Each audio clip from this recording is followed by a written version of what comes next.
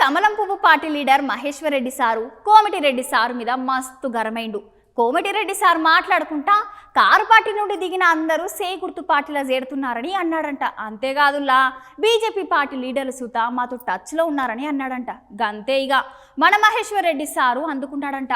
Sir Komatireddy సార్ని దుమ్ము దులుపుతున్నాడు. ఓసారి మీకు సుత చూపిద్దామని పట్టుకొని వచ్చిన చెలో.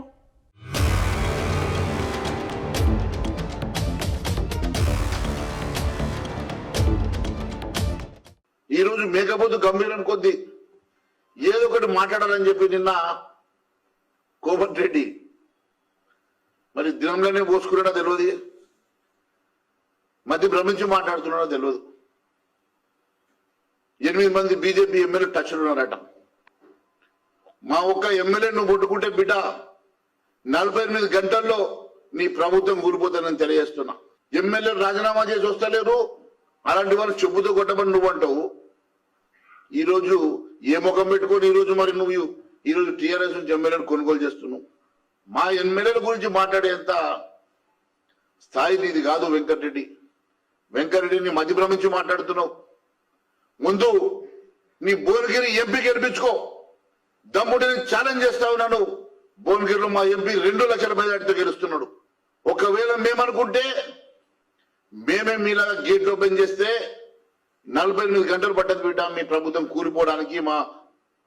కానీ మేము ప్రజాస్వామ్యాన్ని గౌరవిస్తాం కాబట్టి, ప్రజాస్వామ్యాన్ని మేము పూర్తిగా విశ్వసిస్తాం కాబట్టి ఈరోజు మేము కేవలం గమ్మున కూర్చొని మేము గౌరవిస్తూ మేము సహకరిస్తున్న సంగతి నేను గుర్తు చేస్తున్నా. అయ్యా కోమటిరెడ్డి వెంకరెడ్డి గారు,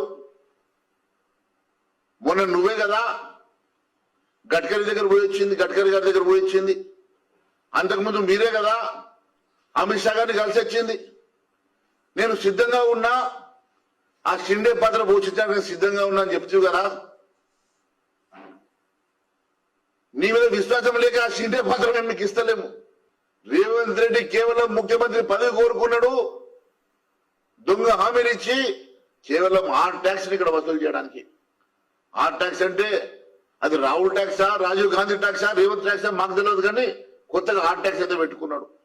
వెంకటరెడ్డి, నీ స్థాయి హోంగార్డ్ అని చెప్పేసి మీ ముఖ్యమంత్రి చెప్పినప్పుడు నీ స్థాయిని మించి మాట్లాడకు. నువ్వు హోంగార్డ్ గా ఉంటే మంచిగా ఉంటుంది. మీ ఎస్పీ గారు ఏమైనా ఉంటే ఎస్పీ గారు ముఖ్యమంత్రి రేవంత్ రెడ్డి మాట్లాడమని